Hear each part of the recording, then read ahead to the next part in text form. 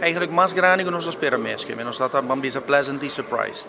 Preparação não está hopi, campo koophandel atrás mais duro mês, departamento de assunto econômico também atrás mais duro mês, está uma cooperação tremendo entre as duas entidades não é.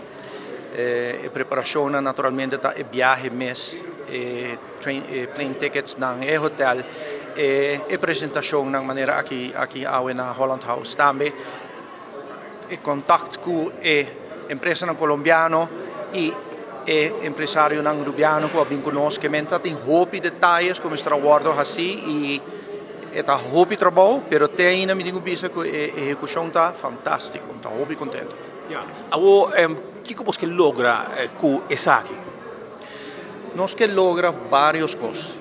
Nós que logra que nós por quizás fazer mais conexão na Colômbia. Colômbia está um país crescente, a economia está crescendo. Colômbia está um país de grande abundância, está cerca de Aruba.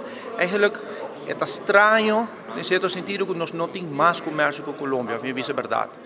Então, nós também para explorar isso aí, nós também para nós por ampliar o laço que está existindo, nós por criar laço novo, nós por quizás importar produtos de boa qualidade, bom preço, para ajudar a inflação que nós temos na Aruba.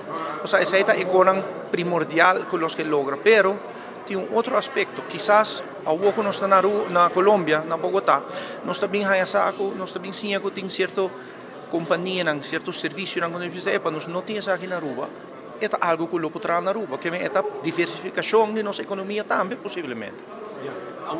Com grande chance para nós de Aruba também, oferecer quizás qualquer serviço de Aruba na Colômbia. É chance tem.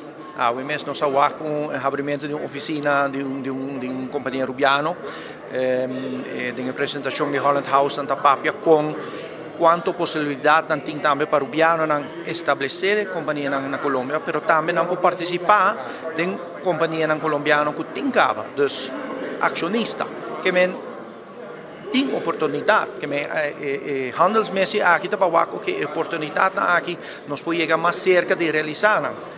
Essa é a pergunta grande, e potencial está seguro. Se não acercar a Câmara de Comércio, você não está abrindo caminho também para qualquer comerciante que quer saber mais. Claro, esse é um de nossos roles, não? Nós temos contato estreito com o Holland House e qualquer suporte que o Ministério de Empresário na Aruba sempre não pode vir para o panel e nós temos para ajudar com qualquer coisa.